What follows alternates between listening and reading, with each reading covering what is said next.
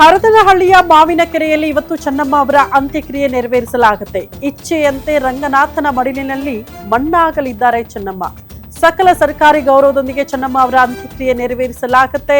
ಮಧ್ಯಾಹ್ನ 2 ಗಂಟೆಯಿಂದ ಸಂಜೆ 4 ಗಂಟೆ 15 ನಿಮಿಷದ ತನಕ ಅಂತ್ಯಕ್ರಿಯೆ ಪ್ರಕ್ರಿಯೆ ಇರುತ್ತೆ. ಸಕಲ ಸರ್ಕಾರಿ ಗೌರವದೊಂದಿಗೆ ಅಂತ್ಯಕ್ರಿಯೆ ನೆರವೇರಿಸೋದಕ್ಕೆ ನಿರ್ಧಾರ ಆಗಿದ್ದು, ಒಕ್ಕಲಿಗ ಸಂಪ್ರದಾಯದಂತೆ ಅಂತಿಮ ವಿಧಿವಿಧಾನಗಳು ಮಧ್ಯಾಹ್ನ 2 ಗಂಟೆಯಿಂದ ಪ್ರಾರಂಭ ಆಗುತ್ತೆ. ಬೆಟ್ಟದ ರಂಗನಾಥ ಸ್ವಾಮಿ ಆಂಜನೇಯ ಶಿವನ ದೇವಸ್ಥಾನಕ್ಕೆ ಅಭಿಷೇಕ ಅಂತೆ. ಅಭಿಷೇಕದ ತೀರ್ಥ ಪಾರ್ಥಿವ ಶರೀರಕ್ಕೆ ಹಾಕಲಿದ್ದಾರಂತೆ ಅರ್ಚಕರು. ಮಂತ್ರ ವೇದ ಘೋಷದೊಂದಿಗೆ ಅಂತಿಮ ವಿಧಿವಿಧಾನಗಳು ಇವತ್ತು ಜರುಗಲಿದೆ. ಒಕ್ಕಲಿಗ ಸಂಪ್ರದಾಯದಂತೆ ಪಾರ್ಥಿವ ಶರೀರ ಹೂಳುವ ಮೂಲಕ ಅಂತ್ಯಕ್ರಿಯೆ ನೆರವೇರಿಸಲಾಗುತ್ತೆ. ಹಂಗಾಗಿ ತವರು ನೆಲ ಹರದನಹಳ್ಳಿಯ ಮಾವಿನಕೆರೆಯಲ್ಲಿ ಅಂತ್ಯಕ್ರಿಯೆಗೆ ಸಿದ್ಧತೆಗಳಾಗಿದೆ.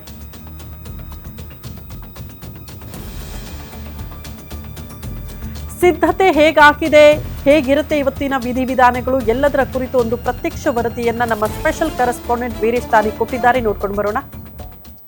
ಮಾಜಿ ಪ್ರಧಾನಿ ದೇವೇಗೌಡರ ಧರ್ಮಪತ್ನಿ ಚೆನ್ನಮ್ಮ ಅವರ ಅಂತ್ಯಕ್ರಿಯೆಗೆ ಈಗಾಗಲೇ ಎಲ್ಲ ರೀತಿಯಾದಂತಹ ಸಿದ್ಧತೆಗಳನ್ನು ಸಹ ಮಾಡ್ಕೊಳ್ಳಾಗ್ತಾ ಇರುವಂತದ್ದು.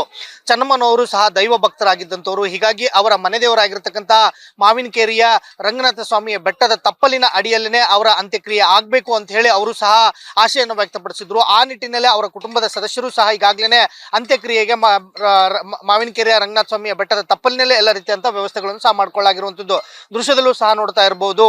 ಈಗಾಗಲೇ ಅಂತ್ಯಕ್ರಿಯೆಯನ್ನ ಮಾಡ್ಲಿಕ್ಕೋಸ್ಕರ ಏನೆಲ್ಲ ಸಿದ್ಧತೆಗಳನ್ನು ಮಾಡ್ಕೋಬೇಕಾಗಿತ್ತು. ನಿನ್ನೆ ಬೆಳಗ್ಗೆಯಿಂದನೂ ಸಹ ಇಲ್ಲಿ ಎಲ್ಲ ರೀತಿಯಂತ ಸಿದ್ಧತೆಗಳನ್ನು ಸಹ ಮಾಡ್ಕೊಳ್ಳಾಗ್ತಾ ಇರುವಂತದ್ದು.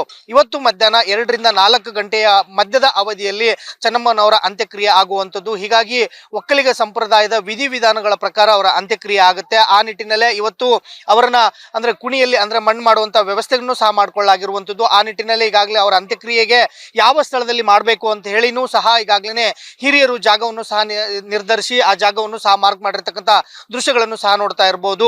ರಾಹುಕಾಲ ಮುಗಿದ ಬಳಿಕ ಕುಣಿ ತೆಗೆಯುವಂತ ಕೆಲಸವನ್ನ ಇಲ್ಲಿನ ಸಿಬ್ಬಂದಿಗಳು ಮಾಡ್ತಾ ಇರಲಿಕ್ಕೆ ಎಲ್ಲ ರೀತಿಯಂತ ವ್ಯವಸ್ಥೆಗಳನ್ನು ಸಹ ಮಾಡ್ಕೊಳ್ಳಾಗ್ತಾ ಇರುವಂತದ್ದು.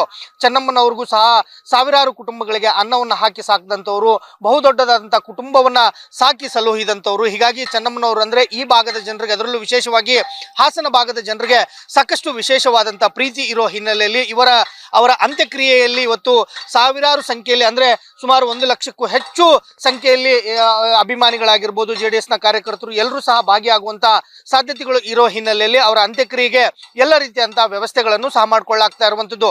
ಒಂದು ಕಡೆ ಹಾಸನ ಭಾಗ ಅಷ್ಟೇ ಅಲ್ಲ, ಚೆನ್ನಮ್ಮನವ್ರ ಕಡೆಯಿಂದ ಸಹಾಯ ಪಡೆದುಕೊಂಡಂತವರಾಗಿರ್ಬೋದು ಮತ್ತು ದೇವೇಗೌಡರ ಕುಟುಂಬದ ಆಪ್ತರಾಗಿರ್ಬೋದು, ಅವರ ಅಭಿಮಾನಿಗಳಾಗಿರ್ಬೋದು, ಹೀಗಾಗಿ ಸಹಸ್ರಾರು ಸಂಖ್ಯೆಯಲ್ಲಿ ಇವತ್ತು ಅಂತ್ಯಕ್ರಿಯೆಯಲ್ಲಿ ಜನರು ಭಾಗಿಯಾಗ್ತಾ ಇರೋ ಹಿನ್ನೆಲೆಯಲ್ಲಿ ಹಾಸನ ಜಿಲ್ಲಾಡಳಿತವು ಸಹ ಎಲ್ಲ ರೀತಿಯಂತ ವ್ಯವಸ್ಥೆಗಳನ್ನು ಸಹ ಮಾಡ್ಕೊಳ್ಳಾಗಿರುವಂತದ್ದು ದೃಶ್ಯದಲ್ಲೂ ಸಹ ನೋಡ್ತಾ ಇರಬಹುದು. ಈಗಾಗಲೇ ಅಂತ್ಯಕ್ರಿಯೆಗೆ ಒಂದು ಕಡೆ ಕುಟುಂಬದ ಸದಸ್ಯರುಗಳಿಗೆ ವ್ಯವಸ್ಥೆಯನ್ನ ಮಾಡ್ಕೊಳ್ಳಾಗ್ತಾ ಇದ್ರೆ, ಇನ್ನೊಂದು ಕಡೆ ಅಂತ್ಯಕ್ರಿಯೆಯಲ್ಲಿ ಭಾಗವಹಿಸಲಿಕ್ಕೆ ಆಗಮಿಸ್ತಿರ್ತಕ್ಕಂಥ VVIPಗಳೇನಿದ್ದಾರೆ ಅವ್ರಿಗೂ ಸಹ ಈಗಾಗಲೇ ಇಲ್ಲಿ ಆಸನದ ವ್ಯವಸ್ಥೆಗಳನ್ನು ಸಹ ಮಾಡ್ಕೊಳ್ಳಾಗಿರುವಂತದ್ದು.